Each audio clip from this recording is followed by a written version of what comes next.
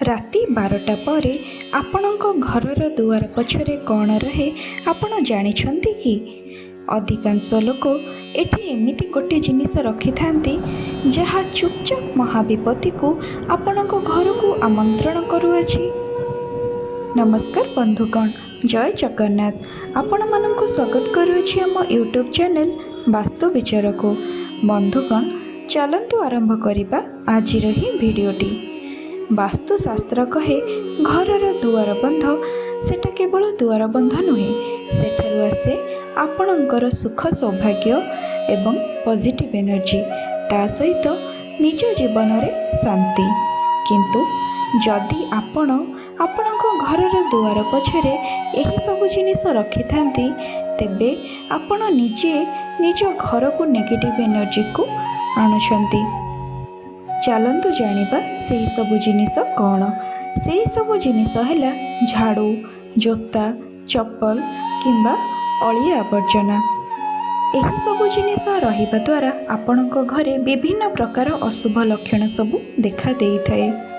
तेबे चलंतु जानिबा एही अशुभ लक्षण सबु कौन। घरे अजଣା भय लागी रहिबा, घर को प्रवेश करिबा मात्रे निजको भल न लागिबा, छोट छोट कथारे टेंशन रहिबा ओ घरु देखिबे शांति धीरे धीरे नष्ट हेबाकु लागुछि।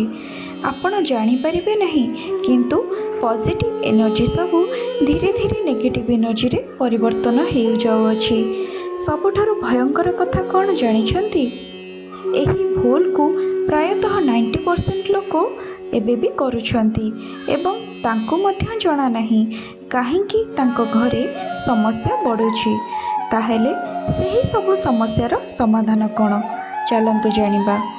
दुआर पछकु सबु बेले सफा रखिबे। झाड़ू को केबे हेले मुख्य द्वार पछरे रखिबे नहीं। जोता और चप्पल को भी मुख्य द्वार पछरे रखिबे नहीं। जोता और चप्पल को सबु बेले अलग जगार रखिबे। आपण चाहुथिले छोट दीपटीए नहीं निजर दुआर बंधरे सबुबेले जलाई पारिबे। यह पॉजिटिव एनर्जी को सबुबेले आकर्षित करिथाए।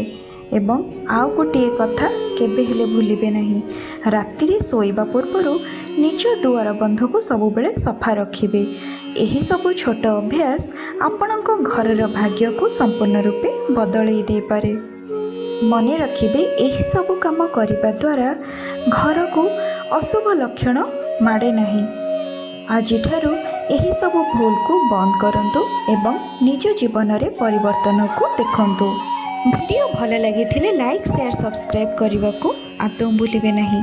पुणी देखा आउ एक वीडियो रे। रहिली, जय जगन्नाथ।